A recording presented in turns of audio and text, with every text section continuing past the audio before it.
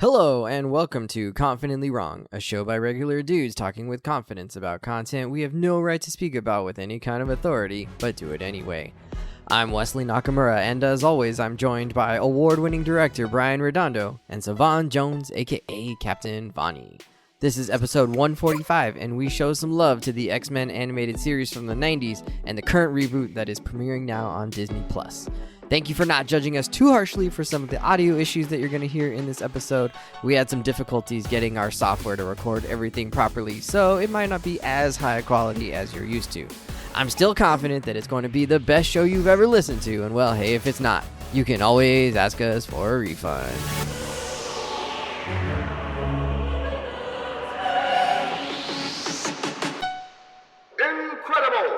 Hello, gentlemen. Welcome back. It's good to see you all. Savon back in the red banana suit. Oh, with his nails done. Nails done. Oh, yeah, that's right. Y'all didn't see the We nails. caught that. Well, last time we recorded, you said you got a manicure, but they weren't painted. They were just clear. So now they're He had a now they're pedicure painted. last Yeah. time, I think. I thought he said he got a manicure and a pedicure last time. I did, but He's about to show us the foot. I did, but I messed up the. No, that's for the. Don't show us those big dogs. We don't want to see those. That's for the Patreon. Yeah, you got to pay for that. I had a friend. I took a picture once on OnlyFans. Instagram barefoot, and I had a friend making very uncomfortable comments, and I'm like, "You're making me self-conscious. I hate this." Were they asking you to pick up a roll of quarters? I don't get it. No, it's just. That's okay, Wes. You don't Yeah, have it's to. okay. You were innocent, Wes. I wish I didn't get it. Keep it that way. Wait, speaking of innocent, did you hear that they canceled Pornhub in Texas? Yes. Are people It's like furious off- in your state? No one's talking Just about like it. But I raging tried. hormones everywhere? I tried to visit it, and literally you can't. It's like it just Yeah, brings you try to to this like visit it. long ass paragraph essay. It's like an essay about like how whatever situation is happening, their beef with like Texas legislature or something like that.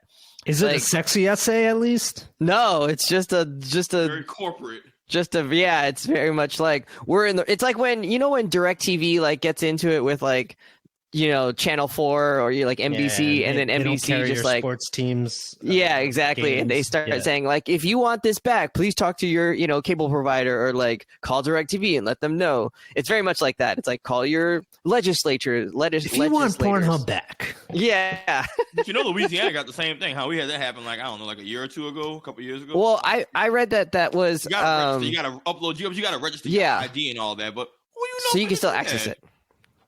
I don't know, but I don't know why that doesn't. I'm not sure I understand why that doesn't work in Texas, or because like they're just refusing. They're straight up like, we are not.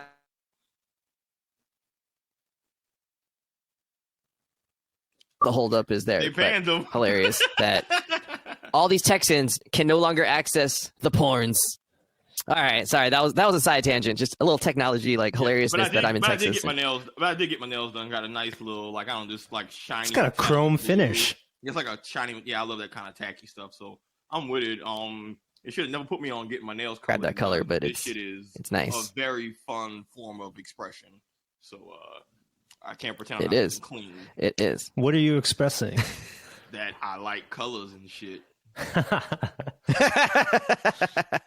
Wes has played enough games. Feels like for an me to East- know that this is feel like you're- actually on brand. Yeah, do you mistake your fingers for candy now? No, actually, dude, It's since I've Easter. gotten my nails painted, I have stopped biting my nails altogether because I don't want to ruin the drip. So, like, this is probably been Well the longest done. I've Well gone. You're like hacking your own self right now. Yeah, this is me really taking advantage of my vanity to make better life decisions. This is probably you laughing though. This is the longest I've probably gone without chronically biting my nails damn near my whole life. Oh, okay. I feel like that. I don't bite my nails, but that seems like a hard habit to break once you're like into it.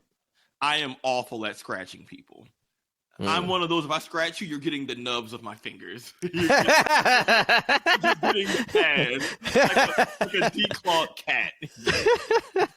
That's really funny. Who's asking you to scratch them? Like, no one asked me. To scratch Yeah, them. what That's is the weird. scenario that you know that your scratching is not up to snuff. Anyway, let's talk about X-Men. I mean, from what I know, certain people, you know, they don't prefer the scratchiness. You know, anyways, not X-Men comfortable. 97, Wes, what's cracking with a big dog? So Savon is no Sabretooth. Definitely not. We're excited, but we realized that we don't actually have a great background in the original show. So we're going to talk about X-Men 97, which is a new release on Disney Plus. They're going to do it episode by episode. It's a very clear successor and continuation of the original X-Men animated show back in the 90s that many of us grew up on, sort of. Yeah. Classic intro music. It's where we really learned about like Wolverine being like a gruff, like, you know, hey, like, bub. Yeah. That's so all. Many bubs. It's all he could do, and he doesn't get told how he goes where he wants to go. You know, he's got like this catchphrase around saying like "I go where I want to go." So he's, you know, he's like every like 4-year-old boy's just like absolute dream of like I go where I want to go. Like I'm not doing anything my parents tell me to do. So, 4-year-old boy or 40-year-old boy? I mean, really, just any age of boy, pretty much. That's. I go where I want to go. Tell me. Yeah, Kaya Nakamura can relate 1,000-fold. She's not a boy, but she very much just wants to do whatever she wants to do. Nobody can tell her what she wants to do. She's the anti-Wes. Meltdown. She goes along with it eventually, but man, the initial reaction is just, I don't wanna. You're like, whoa, where did that come from? It's a lot of rage for Berserker Barrage. That's what little young Antifa super soldier coming out the woodworks. Yeah, it's a lot of rage for like, can you put this shoe on? No, I don't wanna. Like, oh my god! All right, let's not be caged by the exactly. boxes. Do you want this toothpaste or this toothpaste? No toothpaste. Like, okay, all right, let's just take it down a notch. All right, so Sav, what up? You kind of did a little bit of background research. I watched a couple of YouTube kind of recaps on the original show because it's just been so long since it came out. We were also much younger. I was probably like 10, maybe. Yeah, this is 30 years ago. Yeah. So there's a lot that I don't actually remember. It was kind of helpful just to have the refresher happen, just to kind of get a sense of things, but I don't remember details. And Sav, you've got a spectacular memory, so we're going to rely on you. What should the people know? What do we need to know about the old show, and then how does that kind of lead us into where we start on this show, so that people who haven't maybe seen it can kind of, you know, jump in here? Because I don't think you have to watch the old show to watch this show. No, not at all. It's just like it's maybe a little bit helpful to know a little bit about like what version of the X-Men we're in here. Yeah, so X-Men 97 takes place shortly after the events of the original series. At this point, Professor X has been assassinated. At this point, we know that he is dead. And, you know, the premise of the show is Professor X is gone. What is the fate of the X-Men now? How do they operate as a group? What does this mean for them? But for people who didn't watch the old series, you had 5 seasons, 70-plus episodes of things leading up to this. So, for context, again, you don't need and they're all, if you want to watch them, they're available on Disney Plus in their like terrible animation glory. Yeah, like, I don't know if I could VHS. Recommend going back to watch those. I would not recommend. It's a hard watch. It's rough. This was really the peak of that intersection of adult stories, but we got to make it accessible for kids. No violence because of Saturday morning cartoons. Also, we're trying to sell toys. This is like very much an amalgam, a combo of all those things. Anyways, you don't have to have seen the previous parts of the series, but this version of the X-Men is very much based off a lot of the original members. So even in the start of the OG series, you have Professor X. He's leading the OG. So Scott, Jean, Beast, Iceman. I think we had Angel at some point. They started off with Jubilee, Wolverine. So it's a mix of one of the OG teams with a few of the maybe some newer characters. The biggest thing that you need to know as a new watcher is that lots of their biggest stories and villains have already appeared and happened at this point. Magneto, who's traditionally a villain, has already gone through his full villain, anti-hero redemption arc. Like, now he's much more of a gray character compared to early where he's an outright villain. Villains like Apocalypse, Mr. Sinister, the Sentinels, Senator Kelly, a lot of your classic Dark Phoenix, a lot of your classic X-Men stories, they've happened already. The fallout has happened and the resolution has come to. We've dealt with Dark Phoenix. We've dealt with the future, Days of Future Past stuff. If you've seen the movies, most of these major plot events or storylines, they've happened already. That's not going to take away from you being able to follow the show, but it should give you some context of this is an X-Men team that's been through their trials and tribulations. This isn't them learning how to do basic X-Men stuff.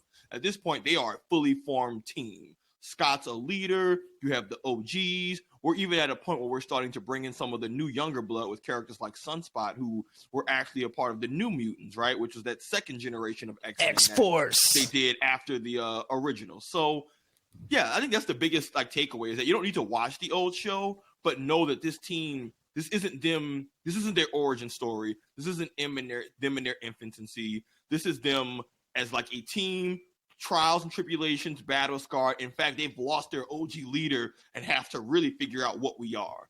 But, characters are married. Love triangles have been like resolved at this point, or as resolved as they're going to be. Certain characters, actually, their entire arc. But a new one comes along. Yeah, have Loki in it, and there's new stuff. So, which, hey, soft spoilers. But yeah, magnetic energy.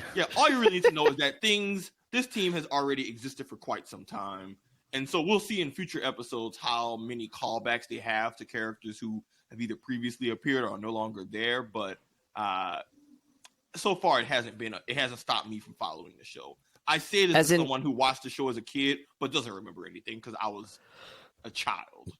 As an X-Men noob, I have a question before we get to Brian's point. Two questions. One is, do you know, or can you tell me, in the new show, there's a picture of Professor X with some characters. It's like a photograph, and it breaks, I think, at some point. Who's in that photo? That's the first class of X-Men, the OG X-Men. So that would be Cyclops, Jean Grey, Beast, Angel, and Iceman. Okay. From not like Storm? the very Storm. Storm is giant size X-Men. She comes in the second wave of X-Men, like the reintroduction of X-Men. Gotcha. The first wave is basically, if you remember the movie, X-Men First Class. You got it right. Definitely not. It's those folks, right? It's those 5 original X-Men, and that's who's in the picture. Gotcha. Okay. Helpful. And in the OG costumes. Yep. X, Cyclops, Iceman, Beast before he gets his blue form. Angel. Right, when he's just a barefoot monster. Yeah. And then Jean Grey. So, and this is all like late 60s. Cool. Okay. And then what is the significance of Magneto wearing the new costume with like the big M across? Like visually, it's so striking to be like, I'm used to him in his big red outfit with like the purple highlights. And now he's like got like these very like sassy gloves on, and he's sleeveless. He's very, very like chic, like his new character design. But it seems like that actually comes from a comic book version of himself or his costume. So I just want to see if like you guys had any context for like why they've made that switch to the new costume rather than having him be in his original one from like the first half of the series, or if we know. Merchandising. He's got a brand manager who's trying to sell some T-shirts with the big M on it. Also, I think that specific outfit he had is from like whatever story. I think that outfit he wears in the comics is from the storyline that they're probably going to be adapting. Because I think he has that fit when he's kind of on his more, I guess we're getting into spoiler areas, but like him being like part of his redemption arc. I don't want to spoil it too hard of the thing, the stuff that happened at the end, because that was actually a nice surprise. But like, I think it's meant to give us a tone of what storyline they're actually going to be adapting, and for him, it has to do with the character development they're going to be giving him. That's the like. It's like the same reason you say, "Oh, Spider-Man has the black suit. What does that mean?" I'm like, well, if you've read the comics and you know what storyline he has the black suit on, you know what direction they're going to be going. Gotcha. To. So I think it's comparable to that. That's the best non-spoiler answer I can give you. Love it. All right, let's get into. Oh, Brian, sorry, you had a point you were going to make. Thanks for coming back to me, Wes. I really appreciate that. I was just going to say, jumping into X-Men 97, jumping into this continuation of the animated series, it's very much like jumping on board a new story arc in the comic, right? Like X-Men has been around since the 60s, but you could jump in right now in 2024, wherever a new storyline picks up, and you'd still be dealing with, decades of history of X-Men characters, but because it's just a new story arc, you don't necessarily need to know all those details. You just have to have a passing familiarity with the characters, and you can go jump right in, hop on that train, and it's going off, right? It's firing off, and it's I think this new series is kind of a great starting point, just as you would be as a comic reader for any one of these, iconic classic characters, right? That's been around and has such a long history. So it's sort of like a reset point, but not totally removing everything that came before it.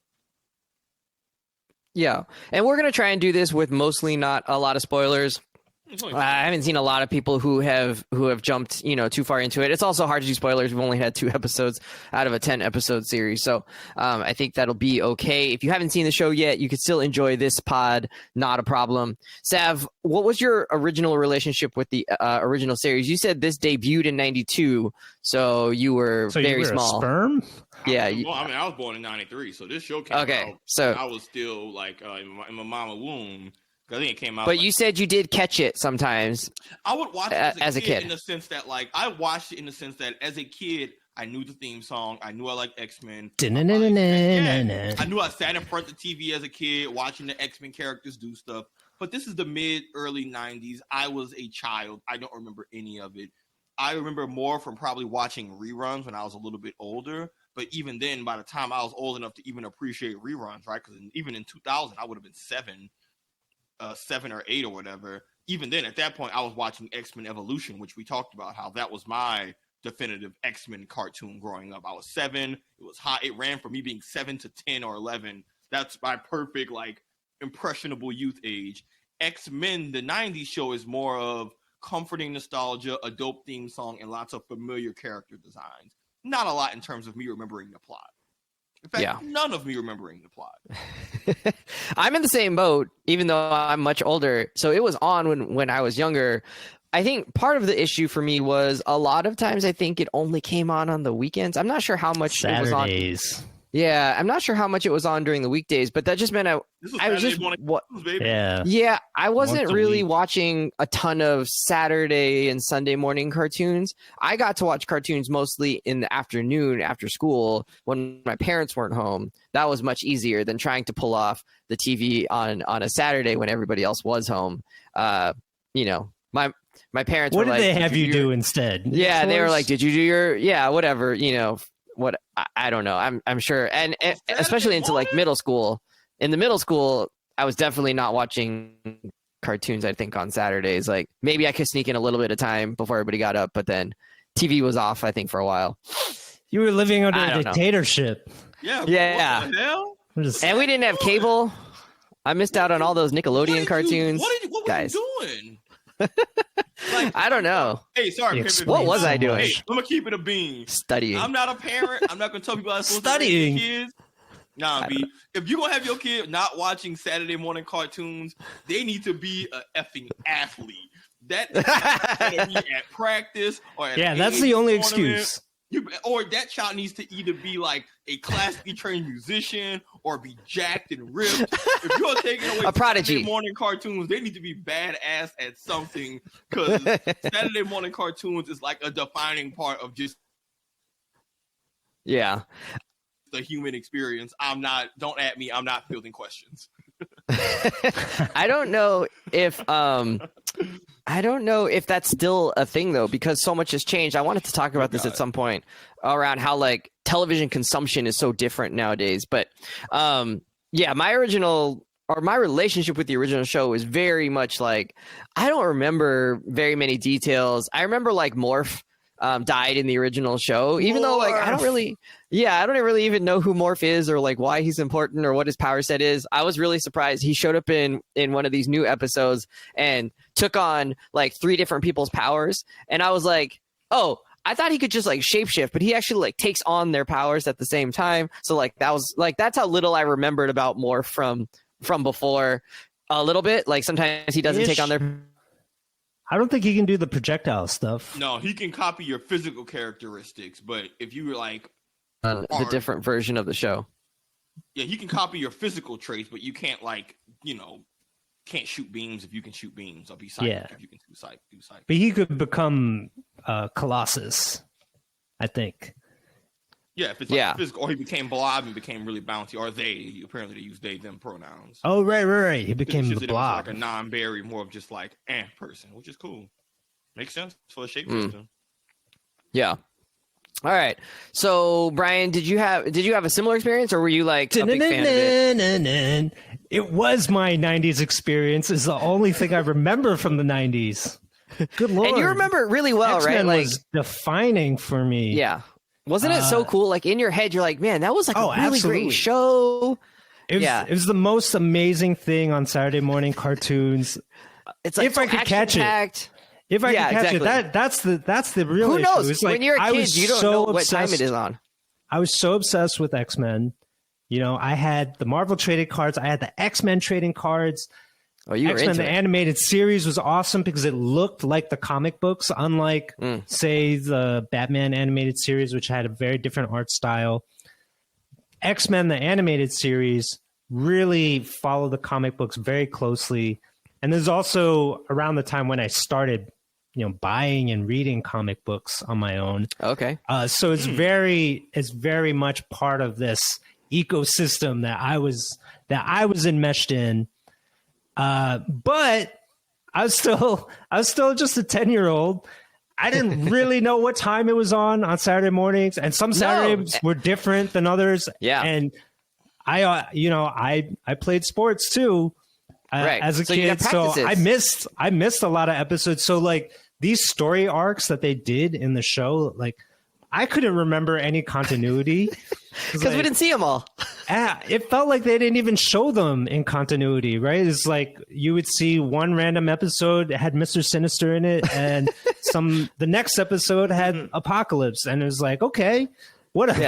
Like you roll with it, and you just like relish what they gave you, no matter what it was, because it was the closest thing you could get to comic books on TV.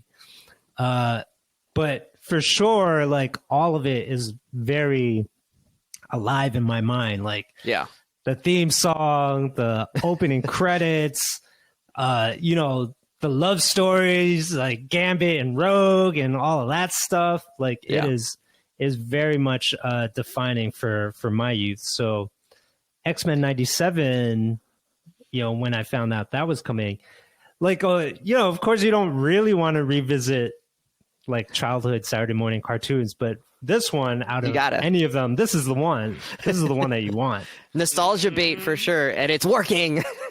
Absolutely. Because it's well done nostalgia bait. I don't know. Yeah, it was. We'll get into it. I want to stay here for a little bit because we're not really going to talk too much actually about like the events of the show a little bit, but I wanted to really just like use this as a vehicle to talk about too, like this like weird disconnect between how we remember things and how they actually were, and how it represents a huge monumental shift in the way that kid TV, especially now, but all TV is really produced and consumed. So the first part that kind of like sticks out to me is when I went back and watched the X-Men show on Disney Plus recently, I was struck by how bad the animation was. Like characters would change proportions. Characters would like have very different like looks to them at certain points, like within the same scene. The dialogue is like really bad at times. It's fine. It's a kids cartoon show, and like it didn't have to be Oscar, Emmy winning stuff, but it was very like stilted. Storm very often says like very just platitude-ish, like that's what the professor would want us to do, we're upholding humanity's best qualities, but like as a repeat to something that was like clear, like that's what the message was already, so like and then Wolverine saying the same line 3 or 4 times in the same episode around like how he goes where he wants to go. So there's all this like this very like not, it was clear they pushed these out pretty quickly. They didn't have huge budgets. They didn't have a ton of time to like make revisions. They, hire the best writers and all this stuff. It was clear that it was, in some ways probably just maybe it was a passion project, but it was certainly kind of just like awkward at times. I don't know that you could get away with that show now, but like Brian said, we remember it as this really cool show because like it had cool characters, it had cool fight scenes, there was all this like action going on and just kind of papered over because you're a kid and you don't expect it to have amazing dialogue, or you don't know what amazing dialogue is at that point because all you care about is like what it looked like. So I don't know. Hey, the bar back then was like G.I. Joe and Transformers and whatever, and they were those all the same. Don't necessarily age very well either. Yeah, audiences are spoiled. I've been talking for years about how people get pissy about modern CGI, and I'm like, B. Have y'all looked at some of the stuff that y'all be getting gassed up about in the past?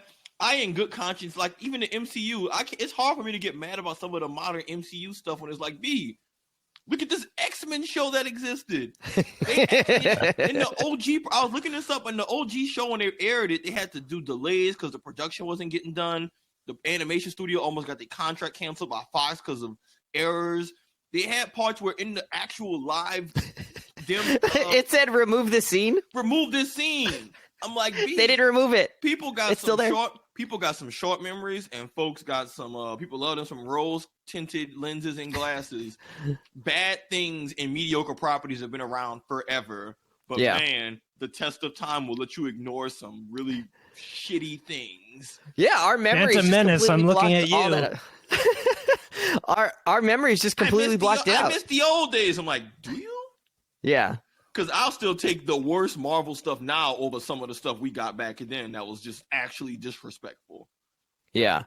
So that brings me to like this idea around there's a huge difference between things that are post 2010 and things that were prior to that in terms of the like binge watching didn't really exist before. You had to, like very few people would have like a box set of something that you could actually watch things in order at your own leisure, on your own schedule, leisure.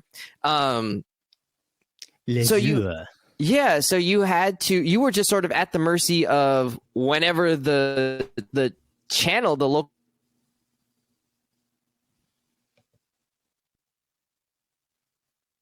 we're in. Like, I don't remember any of our animated series as a kid really being told in order, being shown in order.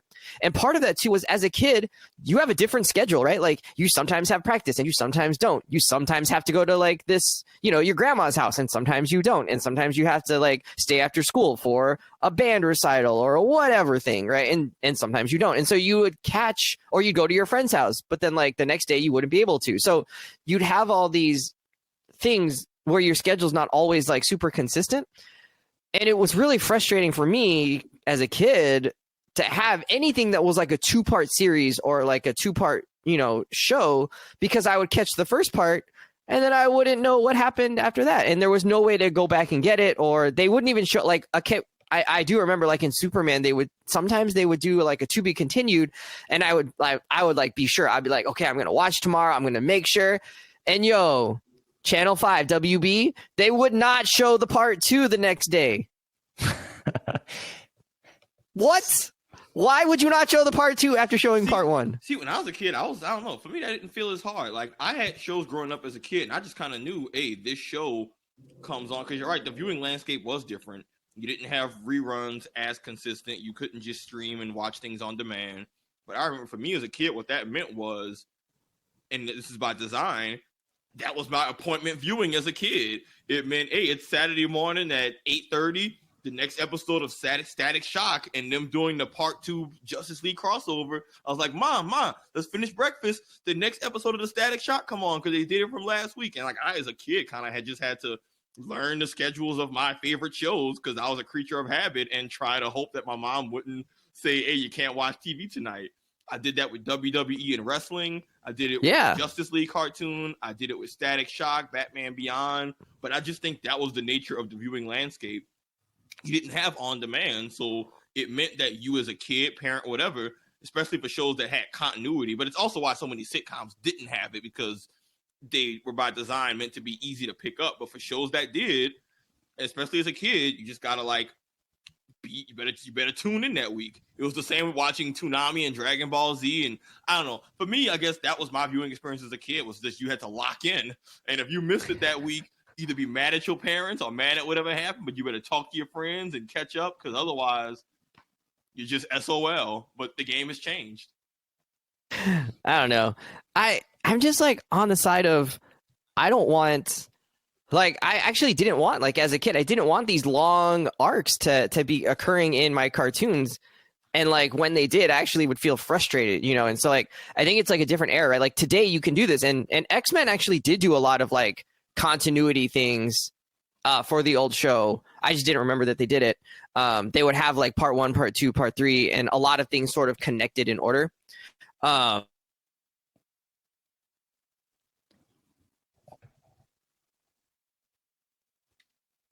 Were self-contained. Batman the Animated Series oftentimes had their stuff self-contained, within one episode, and that actually worked really well for me, because I could watch one episode and I didn't have to find the other episode, which wasn't really possible back then. If you didn't find the next episode, you weren't in control of what got syndicated, or you weren't in control of your own schedule and what practices you had or didn't have the next day. So it was just I didn't need in the 90s. I didn't need to have these long, deep storylines. I appreciated hey, let's get this episode of the week. Let's get the action in there, and then boom, we're out. And I think that's just a very different thing today. Most shows, even kids shows, have kind of a continuity that you sort of need to watch them in order. But it's way more possible now to do that because you have streaming shows. What do you know? Wesley Nakamura does not like long story arcs where you have to connect one thing to the next. Into the Spider-Verse, huh? You don't like that things are going to get continued? I don't know. We can't hear you, Stav. I don't know if that's my problem. I just couldn't. I couldn't do it. It's your problem, because I couldn't do it. As a kid who was younger, I did it.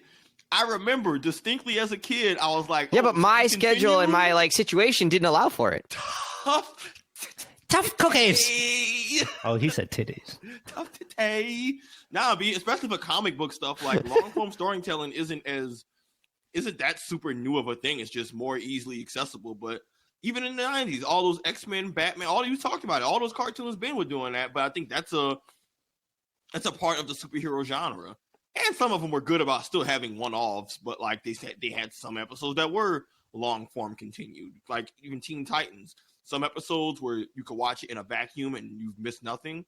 Others tied into larger arcs. But I don't know. I don't think that's as much of a new thing. I think you just skill issue, big dog. Level up. X-Men 97, though, I will say, feels like a corrective to all these things. Oh, yes. It is both episodic and has continuity at the same time. And clearly, because it's on streaming, you can go back as much as you need to. And it's sort of it's built. It feels like it is built for people like you, Wes, and me, who are, who have lots of nostalgia for this stuff, but also feel a little bit maybe cheated in a way. But here now you can have it the way that you've always wanted to have it, or the way that your nostalgia about it works. So get into that. So the old show was a certain way. Let's say it had some rough edges in terms of animation, quality, production, all of that. Even the dialogue and writing. A lot of six packs. And the man pecs were very, very up to the top, which they've actually they've changed it a little bit for this show. But so it does kind of, but there's very clear, this is still the same show with just some tweaks and updates. And I wanted to see how those small changes have worked for you. Sav, have you found these updates to be useful? Do you?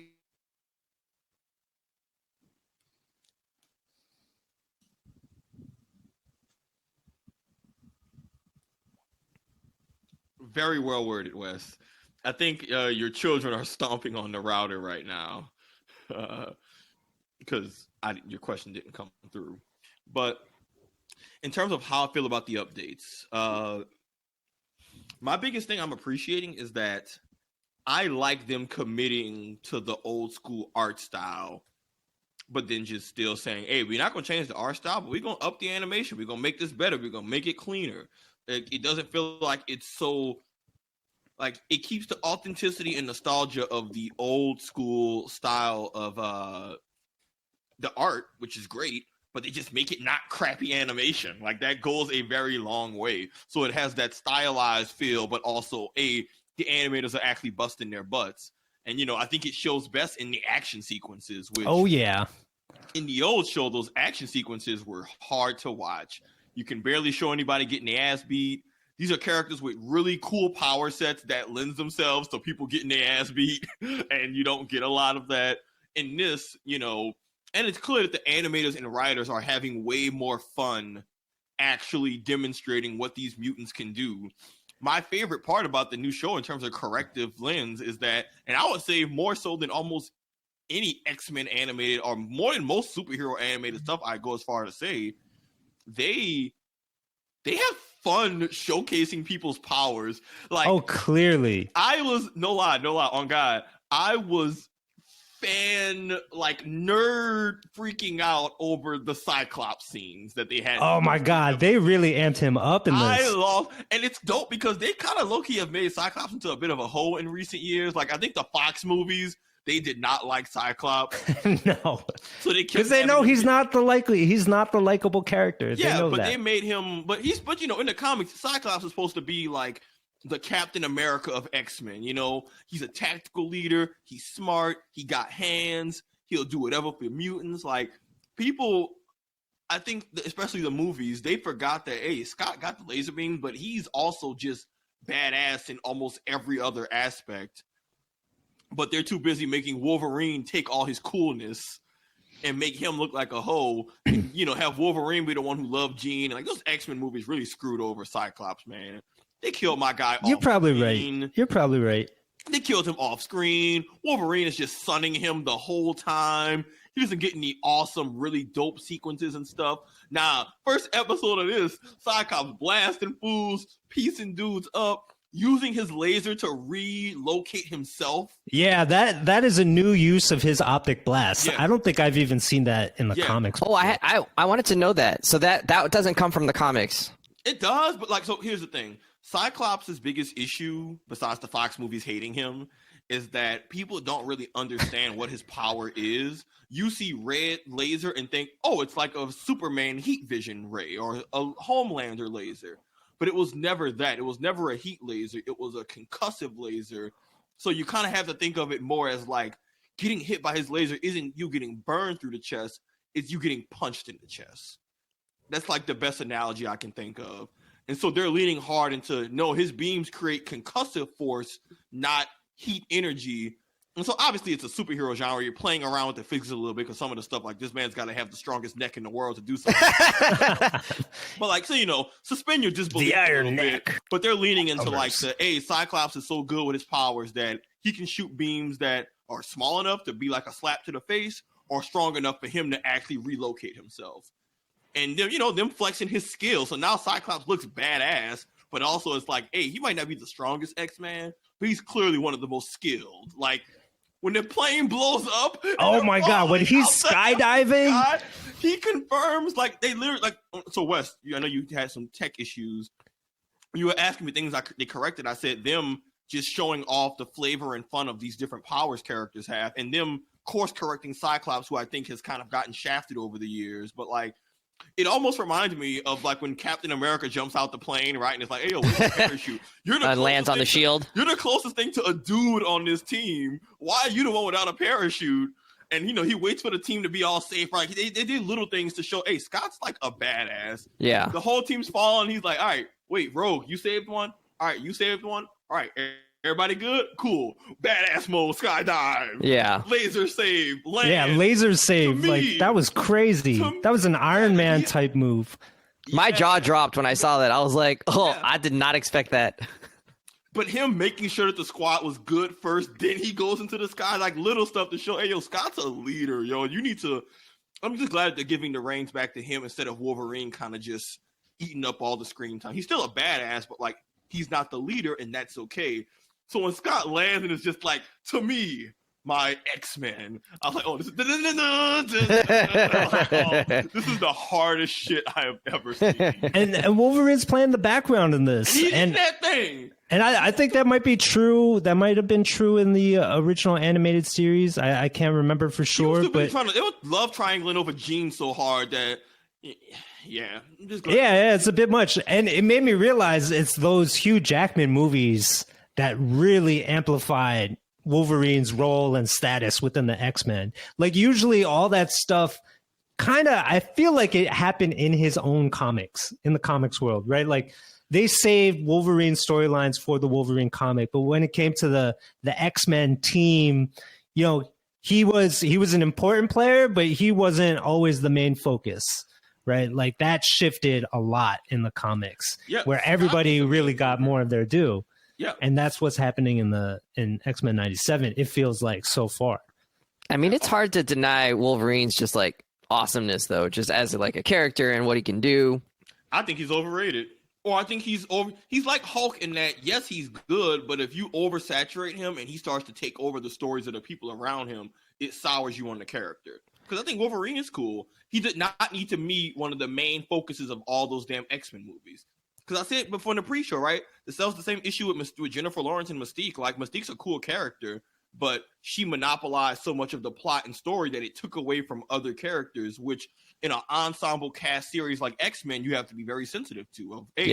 Which character are we centering in this story? Because if we're not careful, all these other characters are going to feel underdeveloped and neglected, and that can, and you know, naturally in Hollywood, especially there's actor contracts and big names, so your Hugh Jackmans and Jennifer Lawrences have and will monopolize the plot for better or for worse. Yeah, but I'm just thinking that's why Halle Berry was mad. Because Storm is a character that deserves lots of limelight and love based on her power set, based on her background, her backstory as a character, based on how important she is to the X-Men.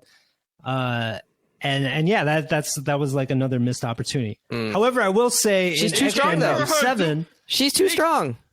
Yeah, but that's like that's so is Magneto. Yeah, but that's superhero, and that's the superhero genre in general. But that's what made Wolverine cool. Is that like not cool? But what I loved about it was like he opened up so many cool like hand to hand fighting combat like action sequences because of what you could do with him. Whereas I think that's a product of live action. Actually. Yeah. I disagree. And that's what I loved about him. Strong CG. But like having Storm just be like lightning, storm, blah blah, wipes out everybody. It's a tsunami. You know, like I mean, that's just like not as fun. I mean, the way that they use Storm in X-Men 97 so far is like very much more interesting, right? Like part of it is that the people making the stuff don't fully understand and appreciate the character and aren't thinking of creative ways to use her power set. Yeah, right. Fair enough. I think that's a writing issue. The same way Thor is a big gun in Avengers movies. Like on paper, Thor should invalidate the plot, but it's like they wrote the movies in a way where Thor gets to still be a badass and destroy all the stuff in Wakanda, right? And show, hey, he is their big gun, but it didn't take away from everybody else's badassery, and they still set them up in a way of, you know, like I think when it comes to superhero stuff, that's just a writing thing because some characters are stronger than others, and you got to balance out and give them shine and like. To the correction thing, Storm, they did that. They could not have done it. When those Sentinels started looking up saying Omega mutant detected, did y'all catch the Omega? Did they talk about the old one? Yeah. The highest ranking of mutant. And just like, hey. I was surprised by that because like you said, she has sort of been a background, or like a more of a supporting character in all of the movies.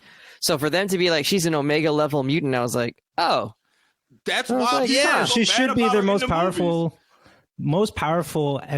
X-Men member. But I also want to point out one of the other great corrective things that's going on in X-Men 97 is a reminder that Gambit is the coolest X-Men, not Wolverine. Damn right. Gambit, who has not gotten his love on the big screen, but who is very much a big part of the animated series. Love Gambit. And he's back in X-Men 97. I mean, come on, the scene when he's running, he jumps on Wolverine's back and powers up his claws. That is like this. That is so comic book fun and glory. Like you can't help but just like smile from ear to ear, like all the way down to the bayou of Louisiana. Like you making beignets. That boy was in the kitchen frying up some beignets. I'm like, oh yeah, that's my fun. And all he cares about is hooking up with Rogue. That's his real end game. Which is great. I mean, like I think all of that is so enjoyable and like good fun, and part of what makes X-Men, delicious. It's sort of like this like campy melodrama that happens throughout the team. And they are really playing it up in X-Men 97 so far. They absolutely are. Okay, so Sav, did you have like a favorite X-Men either growing up or like from what you've seen in the first couple episodes? Yeah, so, and again, I say this as like someone who used to watch X-Men Evolution. Evolution gave This us man's Spike. about to pick Nightcrawler, watch. No, first of all, Nightcrawler was in 97. Chill out. I mean, not 97, the OG X-Men show. I like Spike because they gave us, a black character who was Storm's nephew with the stuff, but that was Evolution. I think if we're talking OG series, I always was a Storm fan because her powers are just badass. I was never a big Wolverine fan. I always was a Juggernaut fan. I've always been a Juggernaut fan. All right. But if we're just talking now, favorite, it's got to be Cyclops now. Wait, Magneto? Oh yeah, I've always been a Magneto. This man is a victim of the Holocaust, and his answer is genocide? Like, come on, I don't know. Are we really? We're going to be on Magneto's side here? Why do I have to agree with him morally to have him be my favorite character? He's a badass. All his monologues and speeches. He's an anti-hero. It's hypocritical. Is it? Wait, what are you talking about? He was a Holocaust victim, right? He doesn't advocate for genocide? He wants to wipe out he wants to wipe out the humans. Because the humans want to wipe out the mutants, which is something that they consistently prove they bout multiple times. And this is not all humans. It's enough. Does he advocate for all humans to be eradicated? I don't know. Also, watch I don't know about that. Magneto's whole MO has always been, I just want mutants to be able to live in prosperity and do our thing. Humans are never going to be chill, which they prove time and time after again. So they deserve to be killed. I never said deserve to be killed, but I'm not going to sit here and say that Magneto just ain't making no sense. Like, I'm not about to sit here and just say, hey, Magneto, you tripping. Like, everything. Now, you going around some of your methods I don't agree with, but that's not wrong. X-Men has always been about the battle between MLK and Malcolm X. Can we agree on that? Yes. Yeah, I mean, it's like one of those, I don't agree with everything Malcolm X said, but I'm not going to say that man was wrong. Like, what? I'm not going to say, I can't sit there with a straight. Point is, Magneto was always my favorite, but Cyclops now is probably my new favorite just because I like how they've leaned to the leadership, him having to be the leader, and that's not always cute or fun, but you got to inspire people, and they're just showing him looking like when he's beating up the dudes and he parries one guy's punch, kind of winks and then glazes him. When he gets caught in the bolo and says, I give up, and they take off his thing and he blows up the room. I don't know. Cyclops has just been someone who his power isn't the sexiest out of everybody else's. And him having a weakness if he can't control it is even weirder. But they use it in a way to really showcase, hey, he is a badass. And I'm fully bought in and I want to see more. Like, I want to see more Cyclops fight scenes than almost any other character because his has the most potential of like the animators and directors are like, all right, what is some cool shit we can do? Yeah, they're really playing into him. My favorite characters have been Wolverine in the movie. So Hugh Jackman's version of Wolverine. I've just enjoyed like how he's played that character. Like this interplay between like wanting to be a lone individual, caring for other people, wanting to be a protector, having to deal with the challenges and trauma of his own life, and like how they've really like sort of worked on building the depth into that character. And he's not overly corny. I think in the very first X-Men, he was kind of like more corny, like kind of more how he was in the X-Men animated show. But they really sort of started to go away from that as the series went on or as the movies went on, to where he actually like became more of a three-dimensional character. He wasn't just like a bunch of catchphrases. And then in the cartoons growing up, I always liked Gambit. I don't know why. I don't understand how like playing cards could end up being like harmful, but or like weaponry, but they're cool. Yeah, but that's still cool. And like I think spades coming right at you. I don't remember, but I feel like he was kind of like Jubilee's protector, and I always like that aspect of it, you know, from the original series. So yeah, I don't know, Brian. Were you a fan of any of the particular characters growing up, or even in this new series? Obviously, Gambit, you know, as I said, has always been my favorite.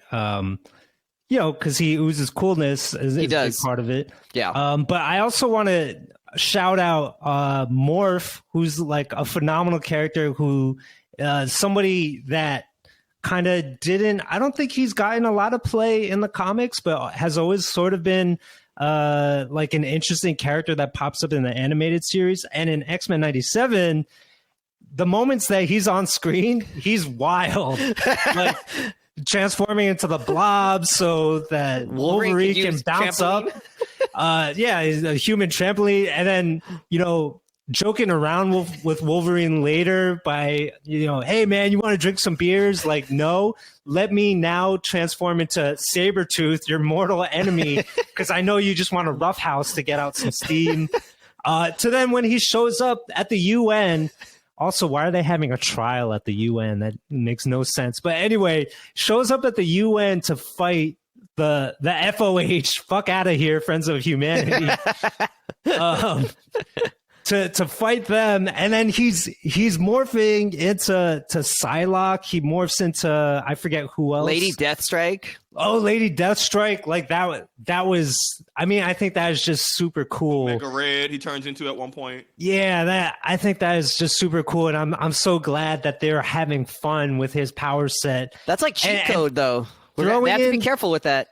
Well, it's not a, you know, as we talked about, it's not a full cheat code because he can't do like the full powers of all the people that he's imitating. He can only replicate his body as theirs might be, right? So it's that ability plus his kind of zaniness as an off the wall side character, which is really phenomenal. No respect though. Like Scott is grieving about the loss of his like longtime mentor, and then he just shows up and like fucks with him.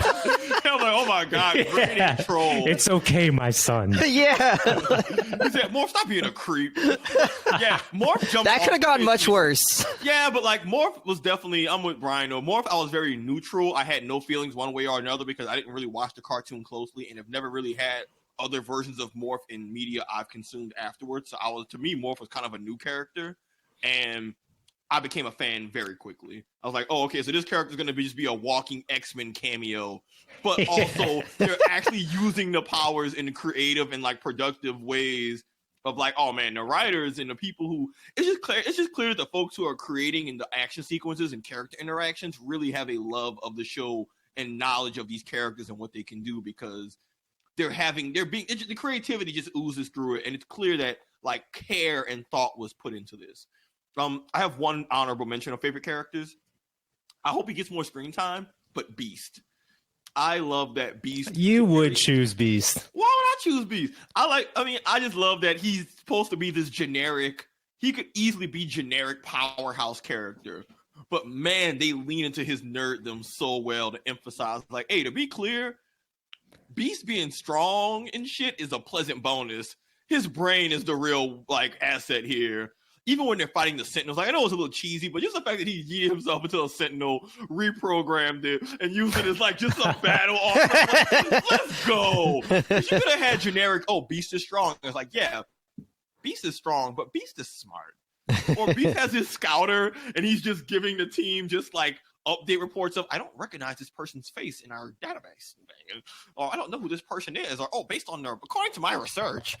But like, I love how, which I guess the OG show did it too, but I love that they really lean into that. He's a nerd first, a beast second, not a beast who happens to be a nerd. And Oh man, I just love the attention. They're just doing these characters very doing them their due diligence in terms of just being badass and having their moment. Like, I've really enjoyed was glassing the sand, bro. That was amazing. Sand. Like when Scott really got on the little chest thing, almost give him the weather report. Like, oh shit. Like, come on, man. If that's only the first 2 episodes, we're getting more of this. They're gonna have everybody my favorite mutant by the time this shit over. Who's your favorite mutant? X-Men.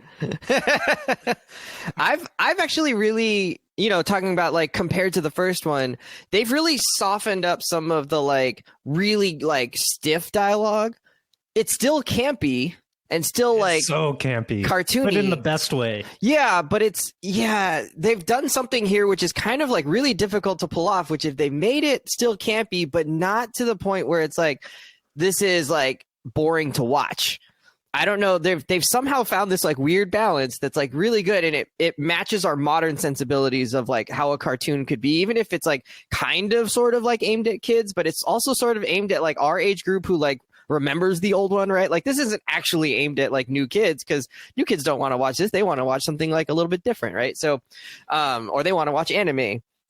So the nostalgia bait aspect of it, they've realized like, hey, we can't actually keep using the same like really stilted dialogue from before, and they've done a good job, I think, of making this enjoyable to older folks without making it like it's not House of Cards, it's not Game of Thrones or The Wire, where you're really like, it's not adult in that way, but it's just, it agrees with your sensibilities of a modern time of what a show can be and like how dialogue should work. They don't have to like restate everything in super obvious ways, which is I think a good thing to do, and it makes the episode's pace a lot better, which is nice. Okay. Dialogue was worse back in the day, damn it. I'll say it. I said it. It was in this show. Oh, for it's sure. so bad. So in general, so though, they stilted. got so many things. Remember how I've talked before? I don't watch old movies and watching. I'm like, yo, people don't talk like this. What is this shit? Comic books too. If you try to read comic books from like the early 90s, 80s, it's like, what the hell are these people saying? Like these are just paragraphs and paragraphs of like the most stilted stuff you could imagine. The guy, who was it? Who was the guy, the artist or the writer of the Infinity Gauntlet series? Well, whatever. I went back and read that comic. Oh my goodness, the like fake faux Shakespeareanness of it was like so hard to get through, because I was like, man, this is like trying to be kind of flowery and poetic in the way that like Shakespeare would have been, but like very clearly like a cheap knockoff of it. And so it was just like frustrating to be like, you're trying for something here, but like not executing at all. And so now it's just convoluted or like flowery in a way that's like really unnecessary. So yeah, for sure, those like 80s, 90s, or that 90s period was like this weird experimental phase for comics where they were like really not good at writing in that short medium. At least not dialogue. Yeah. It was very strange. I think X-Men, the 90s cartoon, was sort of just ripping straight from the comics in a lot of ways, and it reflected. So they were stuck with that bad dialogue, and they're kind of just like churning it out and like telling the story as it was told. And in this, I think they do acknowledge, right? They do acknowledge that like this is kind of made for the audience that grew up. And now we can have fun with that dialogue. Like we can still use it, but now we all understand that this is intentional. This is now very like intentionally campy or silly. Yeah.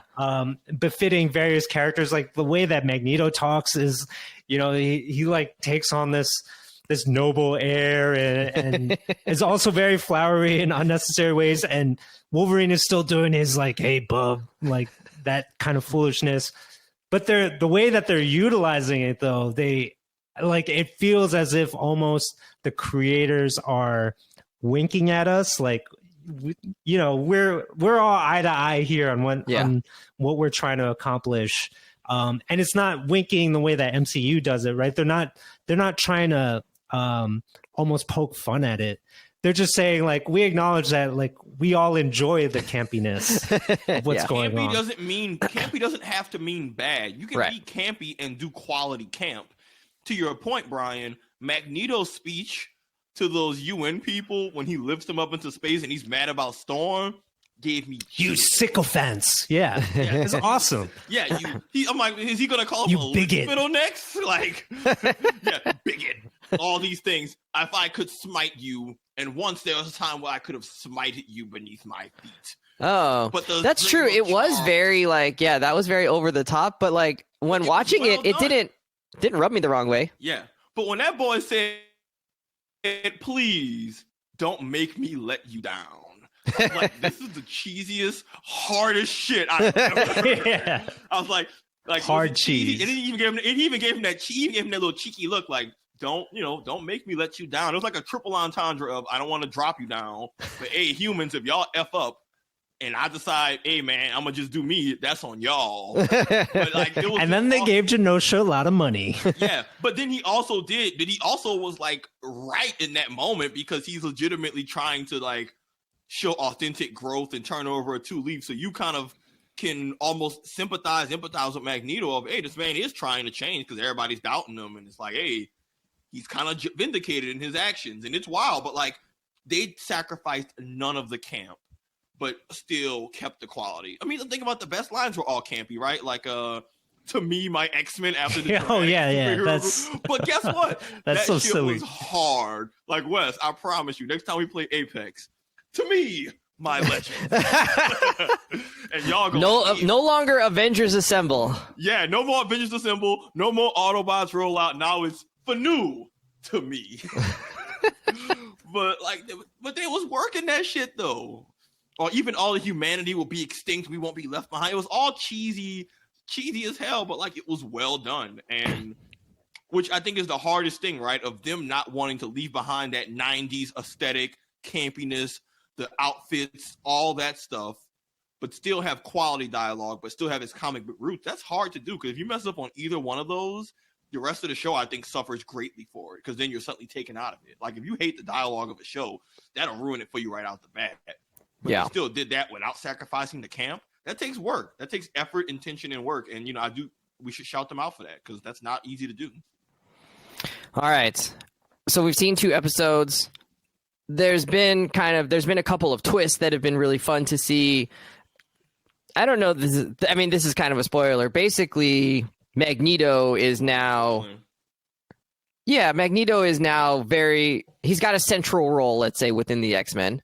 But of the storylines, or of the pieces that we've seen, events that we've seen, is there anything that you want the show to keep focusing on, or are there other things that you're hoping that this show gives us? For me, I'm liking the fact that there's a lot of kneecapping of the X-Men as a team that's going on, and it's providing some like cool challenges that, like, as a team they're going to have to overcome. And I think that's like a really cool use of this particular show, because the X-Men, like, one of their big things is like they're having to work together and use their different powers and use their different strengths. And when you upset that balance by either weakening some characters or by sending some characters, like sidelining some characters through the story, you're really creating opportunities for them to have to like figure it out in a new way. So I like that there's that. It may give opportunities for new characters to come on board, which will be kind of cool, or different characters, maybe not new characters, but different characters.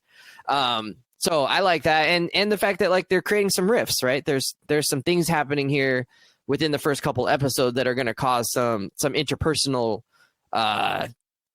obstacles for the team to overcome. So I like the setup that they've done, and I want them to keep going in that way. And our girl Storm, she's got some very serious challenges moving forward, and so wanting to see like what ends up happening with that, either through her adjustment to it or whether there's something that they can do to kind of reset things in some way. So I don't know, that's what I'm looking forward to. Brian, are you looking for anything to happen in these next few episodes? So one of my favorite things about X-Men has always been the Royal Rumble nature of the whole enterprise, meaning that like every 60 seconds, you don't know who's coming out on that runway, but it's somebody new, and you get excited every time, and then you throw them into the mix, and then everything goes wild. That's Juggernaut's music. Yeah. Oh my god, he's here. Stop the match. Stop the match. And so like they sort of start to do this. Like I was glad that in the first episode we meet I think his alias, or not his alias, but his real name, his street name is like Nick DaCosta or something like that, right? And by the end we realize like, oh, that's Sunspot. And so I'm hoping that through the course of these 10 episodes we get introduced to lots more mutants, right? And not only that they're making cameos, because we don't see Sunspot in episode 2, which is a little bit disappointing. But I'm hoping that they bring in the huge gallery of mutants that are out there. Like I want to see Sunspot. I want to see Armor. I want to see You want to see the new mutants, right? Yeah, I want to see Shattershot, I think is his name, from New Mutants and X-Force. You know, Warpath, like people like this, just coming out the woodwork. Multiple man, and maybe like Havoc, right? Like Scott's brother. We know that Scott and Jean are having a baby, and their baby is Cable, right? So like all this stuff, like in some ways, I just want X-Men 97 to grow and like have room for, X-Force and Generation X and, all these other side teams, like the New Mutants and stuff like that. I think that would be super fun. I have no idea if they're doing that. Like I was just piqued by the introduction of Sunspot. But maybe with Magneto in the mix, right? And he's trying to, part of what he does is try to create societies that are mutant only, the societies that are for mutants, right? And so maybe with that as a story driver, that could lead the way to the introduction of a lot of these characters. So maybe. All right, let's finish off. Well, Sav, you didn't get a chance. Did you want to briefly touch on what you're hoping for? Yeah. I, similar to Brian, there's such a huge cast of X-Men characters. Part of what X-Men Evolution did well was they gave us the New Mutants. They gave us all these less known characters and, expanded on their powers off traditional X-Men. Give us more of that. They already did. And also, this is the first Marvel Studios project since that Fox merger or whatever, where they have all the rights to their X-Men characters. So now it's like you're no longer hamstrung by who we have character rights to, so they can get really fun with what X-Men Rogue Gallery or character gallery they use. Other than that, keep giving me cool character moments for these X-Men. What makes the X-Men so fun is that they have such an ensemble cast, and unlike other superhero teams where you have more of the special agent, non-powered types, this is one where everyone has a power. Some powers are a lot more niche than others, but it lets you, from a writing perspective, get really fun and creative. They've already done an amazing job of making everybody contribute. Beast being smart, Rogue getting the information to help deliver the baby, Jean being a psychic, Wolverine being indestructible. Like more, they've already made everybody feel super useful. Keep doing that in ways that showcases how fun these characters can be. And again, everybody's already had their moment. Let's keep that energy going. And if they can spread that out over these next few episodes and future seasons, like, this show is going to be very quick in my echelon of fun animated projects. Wow. Rogue stealing the medical information and knowledge from the gynecologist was so crazy. But what an awesome moment. After he was a bigot and said, we're not going to deliver you. It was a perfect blend of like real life issues of, hey man, discrimination, medical stuff in hospitals, that kind of shit is real, but also powers of, hey, Rogue's normally the heavy gun fly around punch shit lady who can't touch people because it kills them, but also just the applications of her powers are just like, that was a good writing decision of, hey man, what if we do this? And it's like, oh yeah, you cooking. Like, give me more Storm and Magneto making a cage for the humans because they were acting up, while Magneto talks about be animals, be caged. I'm like, give me more of that. Or when they go to prison to visit Gyrick, right? And he's talking about like his hatred over mutants and all of that, and then they show a reflection of in his glasses of Storm, right? Like all of this is very thinly veiled reference to how, America feels right now. And it's like, well, X-Men has always felt relevant for a very good reason. Jean had a whole speech about not wanting to have a mutant baby. And I'm like, oh my God, you could just replace this with black. I'm like, good Lord. Like, and I don't think it was like in a poorly done way, but it's like, hey man, don't pull punches on that kind of shit. This is what X-Men was all about from the beginning. Don't let internet idiots who think anything involving minorities or oppression is woke. It's like, nah, B, this is what X-Men's always been about. Don't forget your roots. Some of the parallels people might say, oh, that's a little ham-fisted. I'm like, nah, B, that's how people really are. Like some of these dramatic characters, how can anyone be this hateful about mutants? I'm like, anyone who's been around these last few years, I'm like, bruh, people will absolutely behave this way. Like, Friends of Humanity feels very MAGA. Like, oh yeah, it's very real. That's totally white supremacist right there. Yeah, so I don't know. They're doing things well. They've earned my trust for this series. Keep doing what you're doing, and I trust that they're gonna put out some good content. Yeah, I think a lot of people in like LGBT spaces would also point out parallels to that community, right? And along the same lines of like being ostracized, about not being welcome, about like not being understood, and then being sort of like marginalized in very overt ways, right? Like, and through legislation and through all these things. So I think there's absolutely like those tones that other oppressed communities can also like see as like their experience, through these shows. All right, this has been a long episode for a two episode, very 30 minutes apiece. Yeah, we've gone on and on about X-Men, but I think it was cool just to like talk about all the other things that surrounded X-Men, like our fandom and our enjoyment of the series and the title and the characters. Okay, so that takes us to our last question, which is, okay, so let's say you could pick the powers of any X-Men. I guess you could pick a villain X-Men, a villain of the X-Men as well. Like you could, Dr. Sinister, Mr. Sinister yourself. I don't think he's a mutant. I'm not even sure what his powers are. He's not a mutant. I don't know. Mastermind. He's a geneticist who's modified himself beyond belief, but not a mutant, surprisingly enough. So if you could have any powers, what would those powers be?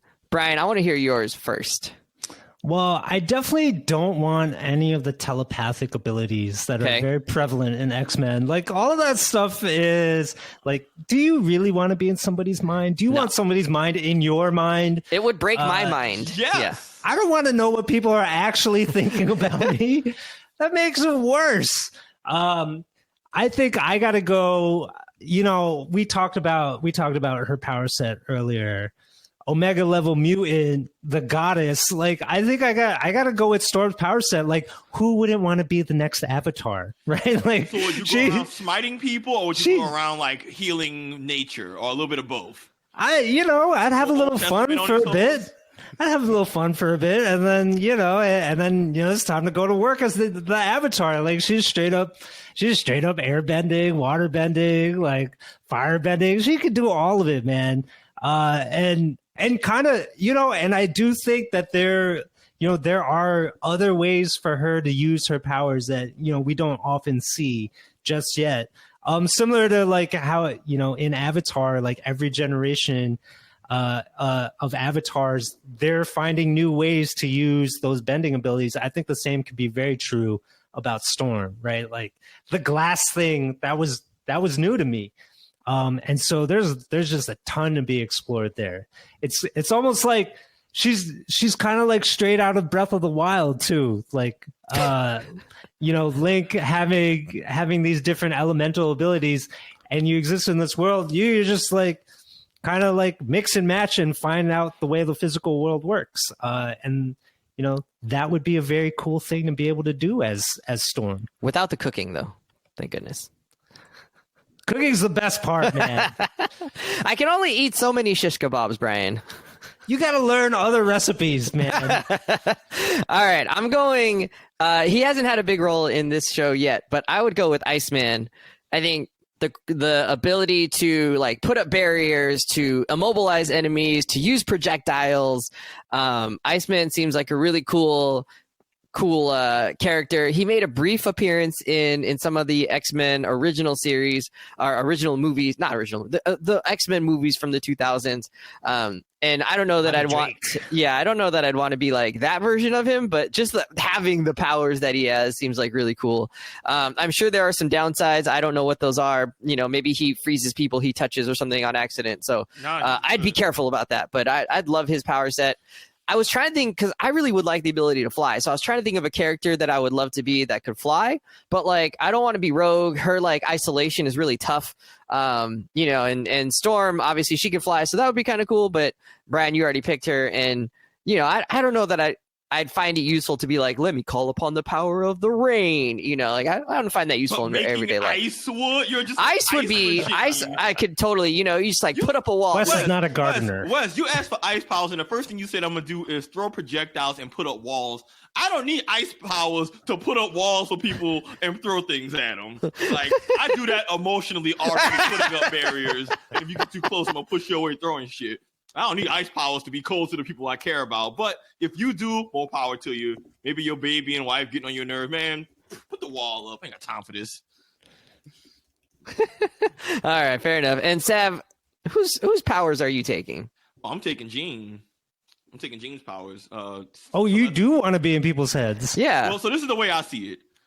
Worst case scenario, I'm a telekinetic. So I can just, you know, move things around, pull things to me. I could also fly by making myself levitate. I don't need to be zooming through the air, but like that being able to telekinetic myself is pretty like useful. You could be like, to me, my tea set. Yes, and then just I want to do the Matilda shit, you know, where like I'll just I don't know what that means. You ever seen Matilda? No. Oh, come on, B. Brian, have you seen Matilda? Classic. Yeah, you know, she in the living room making all the shit fly around in the living room. Like, I'm trying to do that, you hear me? But then also, the way I see it is, my interpretation of this power is that I can turn it on or off. I don't have to just always be passively reading minds. And if that's the case, I'm using that shit to get rich. Come on, man. Stop. I'm getting a ticket I think to DC. Telekinesis could get you rich. But telepathy, I'm getting a ticket to DC. I'm going to the Senate. I'm going to listen to them old geriatrics talk about whatever stock stuff they got, and we're investing. And then I'm just going to be one of those, how you get rich? Investing. And I'm really just like screen cheating people, or, you know, just stealing information from folks. And I'm pretty sure she can do a little mind control too. So I'm like, hey, I could just, you know, go to a basketball game, mind control the player. Hey, bro, hit me with that fire Venmo. Hit me with that cash. Wow. Hey, hit me with that cash app. Oh, it's not even about them, like, it's not even about you rigging the game. It's just like straight up, give me your money. Like, I would use this is a shakedown. I would use my cash app. I would use my powers to. It's my birthday. To immense a lot of personal wealth and keep it a buck. Once I got the wealth, I wouldn't even want the powers no more. Like, I don't. Wealth is a superpower. That's the true power. yeah, like it's a means to an end. What would you rather be able to do? Create ice or be rich? Yeah, Professor X's biggest value, as we come to understand these two episodes, is that he's got money. Think about all the superpowers you would have in real life, and think about, would you want that, or would you want like Jeff Bezos's money and resources? That man is the closest thing to a living god. Rich people are the closest thing to gods than anything else that exists, whether we want to admit it or not. You rich, you make a phone call, you could get anybody on the earth you want killed, ruin their life. You could get shit moved and flown anywhere. It's the closest thing to omnipotence. Yeah, you can go to outer space. Yeah, it's the closest thing to omnipotence we got. So let me get the telepathy as a means to get rich, and then you could take the power away. I don't give a damn. Maybe I'd go on game shows. Go on Jeopardy and just cook. Just go to effing work. This man said, "I'm gonna do all the work to become rich." Just manipulate the people who control the bank accounts and just have them send it to you. You don't got to go on Jeopardy for all that. Whatever's the easiest. Jeopardy would be fun. Low dollar amounts on Jeopardy though. Yeah. Yeah, but then keep it interesting. That could be fun though. But I would 20,000 at a time. You could be on there for a while. Yeah, I'm just trying to insider trade the world. All right. Fair enough. Friends, it sounds to me like the both of you have really been enjoying this show. I don't know if you're going to stick with it. We got so much else on the plate, but I think it's definitely... Settle down now. We're trying to do the outro here. What's the outro? Well, I think it's worth people checking out. What's about to fight us? What's the key at work right now? We're getting I could be. married. Yeah, there's always got to be a little bit of a mutiny on the show. It's fine. I consider it, a sign of respect that you try to undermine me so hard, and yet you can never undermine me as the host of the show. All right, friends, hit us up on Instagram at confidently_pod. We're excited to continue with this. We are going to be watching 3 Body Problem on Netflix. We've already started it, so if you have not checked it out yet, it's by the creators of, or not creators, the adapters of Game of Thrones on HBO. David something and the other guy and DB Weiss. Yeah, those guys. They're adapting a novel to the small screen, right, to Netflix, and it's going to be a 10 episode series.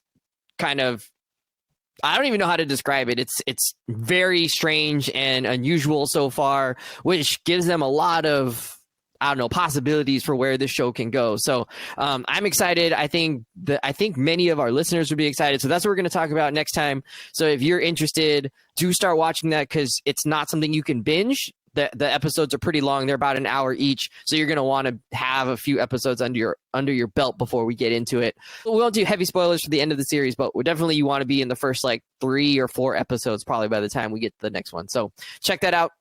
Hit us up on our socials. We'll also put it up there that we're going to be watching that. We appreciate all of your support, love, all the comments, messages you guys send us. So please continue to do those things. Friends, we're out of here. Have a great one. Be great. Do great things. Be good to people. Don't commit genocide. Brian, take us out with the theme music. We're going to get a copyright takedown now. It's going to be awesome.